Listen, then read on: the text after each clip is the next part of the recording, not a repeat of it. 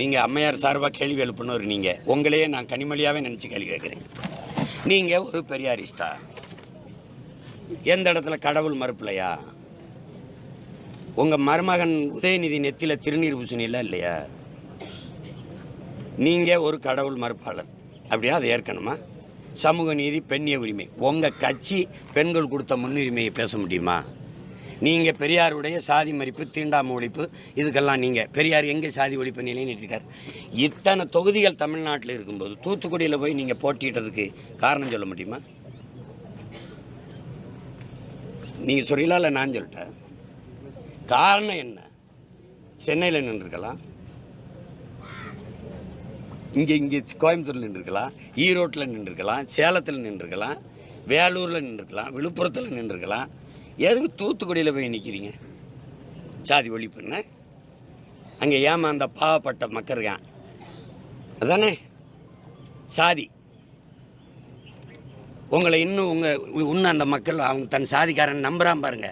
அந்த அளவுக்கு பைத்தியக்கார மக்களை அந்த மக்களை நம்பி வச்சுருக்கீங்க நீங்கள், அப்படி தானே? தூத்துக்குள்ளே ஏன் போய் 2 தடவை நின்னீங்க சொல்லுங்கள்? அந்த பாவப்பட்ட மக்களை நான் உங்கள் ஆள், உங்கள் சாதியாள், அதுவும் நம்பிக்கிட்டு இருக்கு. கருணாநிதி மக எப்படிங்க நாடாராக இருக்க முடியும்? கனிமொழி நாடார்னா அழகிரி, ஸ்டாலின், முக தமிழரசுலாம் நாடார் தானே. ஒரு அப்பாவுக்கு 2 சாதி இருக்குமா? யாராவது சொல்லுங்கங்க.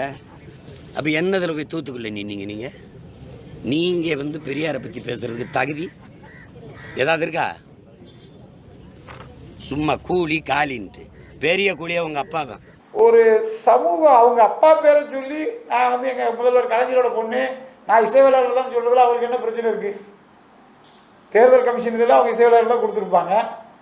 ஆனால் வெளியே நாடாருன்னு சொல்கிறதும், எலெக்ஷன் டைமில் புறப்பையில் பெரியார் தூக்கி தூர வீசிட்டு பனைமரத்தை வச்சு பணம் ஓட்டுறதும், இந்த மாதிரியான வேலைகள் செய்கிறது ஒரு மலிவான அரசியலாக தான் அந்த பகுதி மக்கள் பார்க்குறாங்க. ஆனால் கடந்த 2019 தேர்தலில், மக்களவை தேர்தலில் அவங்க நீங்கள் சொன்ன மாதிரி தன்னோட ப்ரொஃபைல் பிக்சரில் பனைமரத்தை வச்சதாக இருக்கட்டும், ஓப்பனாக அவங்க தன்னோட நாடார்னு சொன்னாங்க. அப்போது எந்த நாடார் சங்கங்களும் இதுக்கு எதிர்ப்பு தெரிவிக்கலையா? 100% நாங்கள் எதிர்ப்பு தெரிவித்தோம்.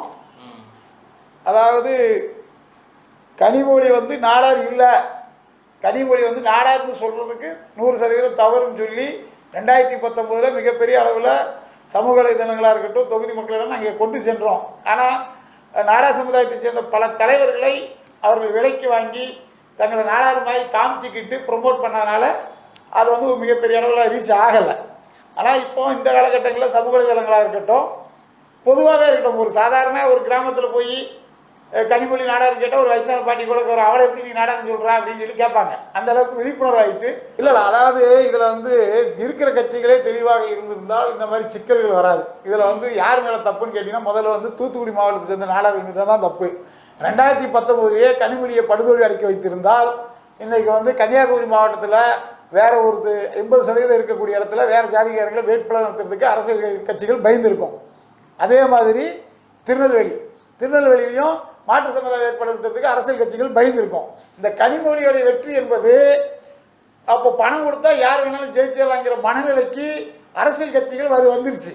நியாயப்படிக்கு கனிமொழியை தோற்கடித்திருக்க வேண்டும். அந்த தவறை தூத்துக்குடி நாடார்கள் செய்து விட்டார்கள். அதாவது அப்படி நினைச்சு தான் போனதில் ஜெயிக்க வச்சாங்க. அவங்களால எந்த பிரயோஜனமும் சமுதாயத்துக்கும் கிடையாது, மக்களுக்கும் கிடையாது, பொதுமக்களுக்கும் கிடையாது, மாவட்டத்துக்கும் கிடையாது. அடிப்படை வசதியே இல்லாத ஒரே ஒரு பாராளுமன்ற தொகுதினா அது தூத்துக்குடி தொகுதி தான். நீங்கள் இன்றைக்கி வேணால் போய் பாருங்கள், தூத்துக்குடியிலேருந்து திருச்செந்தூர் போகிற ரோட்டில் போய் பாருங்கள், 33 கிலோமீட்டரு. அந்த 33 கிலோமீட்டர் கிடக்கிறதுக்கு கிட்டத்தட்ட 3 மணி நேரம் ஆகுது. எல்லா ரோடு எல்லாம் எப்படி மோசமாக கிடக்கு. இத்தனைக்கும் அது தேசிய பாதுகாப்பு நெடுஞ்சாலை. அது அந்த ரோட்டோட பேர் தேசிய பாதுகாப்பு நெடுஞ்சாலை. இப்போ ஈஸியாக இருக்குல்ல, இந்த ரோடோட டச்சிங் தான் அது.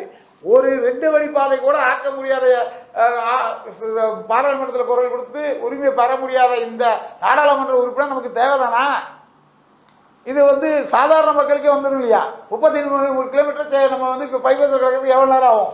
அரை மணி நேரத்தில் கடந்துடலாம். அங்கே 3 மணி நேரம் 3.5 மணி நேரம் ஆகுது. மெயின் ரோடு நேஷனல் பாதுகாப்பு சாலையிலேயே இந்த நிலைமை. அப்போ குக்கிராமங்களில் பஞ்சாயத்து போரில் ஊராட்சியிலலாம் எந்த அளவுக்கு மோசமாக இருக்குங்கிறது இதுக்கே ஒரு எடுத்துக்காட்டு. அதாவது ஒரு மிகப்பெரிய ஆன்மீக பூமி தூத்துக்குடி மாவட்டம். அதுக்கு எந்த ஒரு வேலையும் செய்யலை இவங்க. எதையுமே செய்யாமல் ஒன்லி டிவி பேப்பரு விளம்பரம், டிவி பேப்பரு விளம்பரம், இதை மட்டுமே செஞ்சுக்கிட்டு இருக்காங்க. நாடார் சங்கத்தினுடைய ஒரு காமராஜர் பிறந்தநாளுக்கு வந்தவங்க நாடாருங்கிற பேரையே உச்சரிக்கலை. மதுரை கோயம்பேடில் ஒரு மீட்டிங் நடக்குது, காமராஜர் பிறந்தநாள், அந்த அம்மா தான் சீஃப் கெஸ்ட்டு. ஆனால் சங்கத்து பேரில் நாடார்னு வரதை தவிர்த்துட்டு பேசுகிறாங்க. அப்படிப்பட்டவர்கள் நாடார் தொகுதியில் போய் வாக்கு கேட்கறதுக்கோ நாடார்னு சொல்கிறதுக்கோ என்ன உரிமை இருக்குது? இவங்களாம் எந்த மூஞ்சியை வச்சுக்கிட்டு அங்கே வந்து எலெக்ஷனில் வந்து நிற்காங்க. இதில் வேறு பெருமைக்கு வேறு சொல்லிக்கிறாங்க, எங்களை எதிர்த்து கனிமொழிக்கு மட்டும் தான் சீட்டு கேட்டிருக்காங்க, திமுகவில் வேறு யாருமே சீட்டு கேட்கலன்னு சொல்லி. அதாவது இதை விட ஒரு ஜனநாயக படைகளை எந்த ஊர்லையாவது உண்டா? திமுக ஜெயிச்சிருவோம் அப்படின்னு எல்லாருக்குமே தெரியும், எல்லாருமே நீங்கள் சொன்ன ஊடகத்தில் பேசிக்கிட்டு இருக்காங்க. ஆனால் விருப்ப மனு தாக்கல் பண்ணுறதையே யாரும் தாக்கல் பண்ணக்கூடாதுன்னு சொல்லி மிரட்டி பணியை வைத்து கட்சிக்காரர்களை மிரட்டி யாருமே தாக்கல் பண்ணக்கூடாது கனிமொழி எதிர்த்துன்னு சொல்லி மிரட்டி பண்ணுறாங்க. அப்படிங்கும்போது இது வந்து ஒரு ஜனநாயக கட்சியா? ஜனநாயகம்னா என்னன்னு இந்த கட்சிக்கு தெரியுமா? இப்படியும் பார்க்கலாம். திமுகவில் இவங்க மட்டும்தான் விருப்ப மனு தாக்கல் பண்ணால் இப்போ தூத்துக்குடி மாவட்டத்தில் ஒருத்தனும் இல்லையா? சென்னை சிஐடி காலனியிலேருந்து போய் தான் ஒரே ஒருத்தர் தான் போய் விருப்ப மனு தாக்கல் பண்ணுமா? தூத்துக்குடி மாவட்டத்தில் வந்து 6 தொகுதி சட்டமன்ற தொகுதி இருக்குது. எவ்வளோ பெரிய திமுகவோட தீவிர விசுவாசிகள் இருக்காங்க, மிகப்பெரிய சக்தி வாய்ந்த நபர்கள் இருக்காங்க. எங்கள் தூத்துக்குடி பெரியசாமி ஆட்சி இருந்திருந்தால் இந்த மாதிரி நிலைமை ஏற்பட்டிருக்குமா? கலைஞரின் முரட்டு பக்தர் என்று சொல்லக்கூடிய எங்கள் அண்ணாச்சி தூத்துக்குடி பெரியசாமி இருந்தால் கனிமொழி வந்து தூத்துக்குடி தொகுதிகளே கால வச்சிருக்க முடியாது. இன்றைக்கி அவரை போன்ற அரசியல் ஆளுமைகள் இல்லாதனால் சென்னையிலேருந்து போய் தூத்துக்குடியில் போய் நீங்கள் வந்து படம் ஓட்டிக்கிட்டு ஜெயிச்சுக்கிட்டு மக்களை ஏமாற்றிட்டு வந்துட்டு இருக்கீங்க. தூத்துக்குடி பெரியசாமி நாடார் மட்டும் இருந்திருந்தால் கனிமொழி தூத்துக்குடி தொகுதிக்கு காலடி எடுத்து வச்சிருக்க முடியாது, கலைஞரே எடுத்து வைக்க முடியாது. அப்புறம் கனிமொழி எந்த மொழிக்கு? அந்த மாதிரி அரசியல் ஆளுமை வைக்கத்தவர்கள் இப்போது இல்லை. இப்போ போகிறவங்கெல்லாம் ஆமாசாமி போட்டுக்கிட்டு கூஜாஸ் தூக்கிக்கிட்டு சொம்படிக்கிற ஆட்கள் இருக்காங்க. அதனால் இன்றைக்கி வந்து யார் யாரோ எங்கள் தொகுதியில் இருக்காங்க. அதுக்கு இந்த முறை எங்கள் மக்கள் சரியான பதிலடி கொடுப்பார்கள்.